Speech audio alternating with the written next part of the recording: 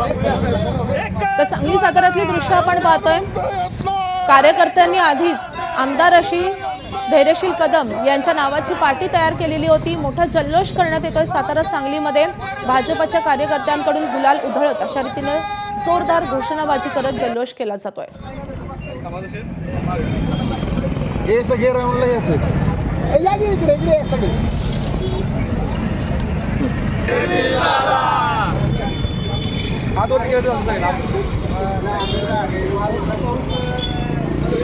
हौशी कार्यकर्त्यांनी आधीच आमदार धैर्यशील कदम असा नाम फलक तयार ठेवलेला होता आणि त्यानंतर अशा रीतीने जल्लोष केला।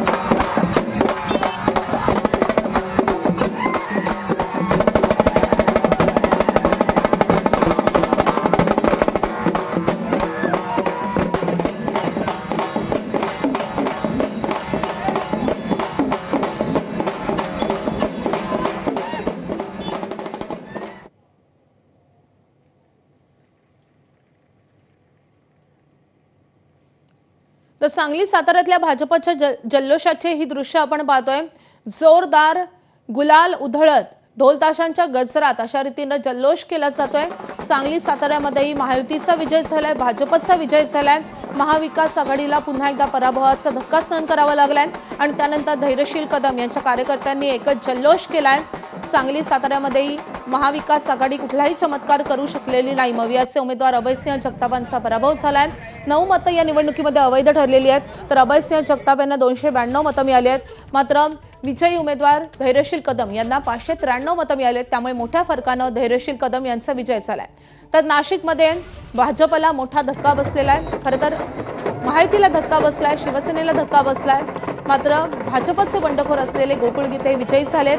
विधान परिषदेच्या सर्व जागांचे निकाल हाती आलेले आहेत।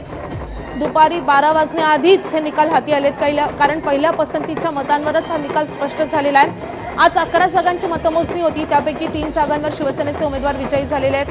खरं तर आपण पाहतोय एकूण 17 जागांचा निकाल जसा आलाय ते मी तुम्हाला सांगते। 16 जागांवर महायुतीचे उमेदवार विजयी झाले आहेत आणि एक अपक्ष उमेदवार गोकुळ गीते जे भाजपचेच बंडखोर आहेत ते विजयी झालेले आहेत। मात्र महाविकास आघाडीला भोपळाही फोडता आलेला नाही। महाविकास आघाडीचा दारुण पराभव झालेला आहे। आपण गोकुळ गीतेंच्या पत्नीची दृश्य बघतोय, कशा रीतीने गोकुळ गीतेंच्या कुटुंबियांकडून कार्यकर्त्यांकडून जल्लोष केला जातोय हे आपण पाहतोय। गोकुळ गीतेंच्या पत्नीची प्रतिक्रिया आहे। नाशिक विधान परिषद निवडणुकीमध्ये गोकुळ गीते अपक्ष उमेदवार विजय झालेले आहेत। त्यांच्या पत्नी माझ्यासोबत आहे। विजय झालाय, मोठा विजय आहे तुमच्यासाठी। खरं तर छुपा प्रचार जो होत होता तो तुमच्याच मार्गदर्शन सुरू होता अशी चर्चा होते। हे सगळं क्रेडिट आमच्या कार्यकर्त्यांना जाते। भाऊंनी कुठलाही प्रचार केला नाही। प्रचार थांबवल्यानंतर देखील कार्यकर्त्यांनी निवडणूक हातात घेतलेली होती आणि आज तो विजय झालेला आमचा। खरं तर गणेश गीतेंवर मोठा त्या ठिकाणी दबाव होता। शेवटच्या क्षणापर्यंत तुमच्या घरामध्ये देखील कलह पाहायला मिळाला होता। समर्थकांना हा निर्णय मान्य नव्हता। गणेश भाऊ सुरुवातीपासून महायुती सोबत होते आणि आजही ते महायुती सोबतच आहे, परंतु ही निवडणूक जो निष्क्रिय उमेदवार दिलेला होता त्यामुळे कार्यकर्त्यांनी ही निवडणूक हातात घेतली होती आणि मतदार सुज्ञ असल्यामुळे आज रिझल्ट तुम्हाला दिसतो। तर ज्या कार्यकर्त्यांच्या जोरावर हा विजय मिळवला आहे ते अनेक कार्यकर्ते माझ्यासोबत आहेत। मी सरपंच दावचवाडी योगेश कुलटे। हा विजय निष्क्रिय उमेदवाराच्या विरोधात असून हा सत्याचा विजय झालेला आहे। कोणी किती दाबण्याचा प्रयत्न केला पण लोकशाही आज कशी किती बळकट झाली नाशिकमध्ये दिसून आली। आणखी काही समर्थक आहेत, गीते समर्थक। खरं तर विजय तुमचा झालाय, काय बोलायचं? पहिली प्रतिक्रिया काय आपली? पहिली प्रतिक्रिया काय? मोठा कार्यकर्त्यांचा हा विजय आहे। गोकुळ गीते म्हणताय सकाळपासून विश्वास तुमचा व्यक्त करतो। ज्या दिवशी फॉर्म भरला त्या दिवसापासून गोकुळ गीतेंना इतका दबाव आणला। गोकुळ गीते कुठे प्रचाराला गेले नाही, गणेश गीते कुठे प्रचाराला गेले नाही, आम्ही कुठे प्रचाराला नाही गेले। पण हे जी विजय आहे या कार्यकर्त्यांचा आणि मतदारांचा विश्वास होता गोकुळ गीतेंवर, म्हणून हा विजय निश्चित झाला। पण गणेश गीते, दीपाली गीते या गोकुळ गीतेंच्या कोणत्याही प्रक्रियामध्ये नव्हते। खरं तर तुमच्यावर जबाबदारी होती होती माझी। मला दोन्ही भाऊ सारखे, मला गणेश बी सारखा, गणेश दादा बी सारखा, गोकुळ दादा। पण मी कोणत्या पक्षात नसल्यामुळं मला गोकुळ बरोबर राहावं लागले कालांतराने आणि गोकुळचा विजय हा आज निश्चित झाला। तुम्ही तर खरं तर भावनिक झालेला आता 100%। कारण गोकुळला आम्हाला गेल्या 15 दिवस खूप मोठा दबाव आणला, सगळ्या गोष्टी केला, पण सगळे युतीचे जे नेते होते त्यांना कळून चुकलेलं होतं का आता काय होणार आहे, पण त्याने आम्हाला बाकी कुठं न त्रास देता आज गोकुळदारांचा विजय निश्चित झाला आणि आम्ही थोड्या वेळात योग्य तो निर्णय घेऊ। हा विजय नेमका कोणाला समर्पित करा? आम्ही योग्य तो मतदारांना आणि कार्यकर्त्यांना करू। तुमच्या मागे जी रणनीती होती, छुपी रणनीती, ही नेमकी कुठून सुरू होती? कुठूनच नाही, सगळी जनता आमच्या बरोबर होती.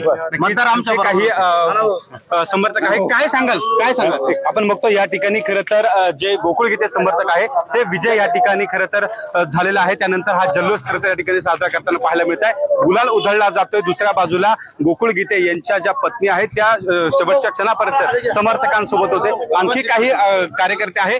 येवल्यामध्ये जाऊन तुम्ही प्रचार करत होत्या, ज्या ठिकाणी मोठी रणनीती आखलेली होती, तुम्हाला त्या ठिकाणी प्रचार करू देत नव्हते, तरी देखील तुम्ही त्या ठिकाणी छुपा प्रचार करत होता. काय रणनीती होती आणखी ही? आम्ही छुपा प्रचार केलाच नाही. दुसरी गोष्ट म्हणजे मतदारांना आपल्या तालुक्याचा नगराचा विकास करायचा होता आणि त्याच्यासाठी योग्य तो माणूस लागत होता. म्हणून त्यांनी गोकुळ भाऊच्या रूपानं एक आपल्याला उमेदवार बघितला आणि गोकुळ भाऊला आमदार म्हणून निवडून दिलं आणि आपल्या नगराचा विकास करायचा जो माणूस योग्य आहे तो नगरसेवकांना वाटला, मतदारांना वाटला, म्हणून त्यांना निवडून दिलं. बाकी याच्या मागे दुसरा काही विषय नाहीये.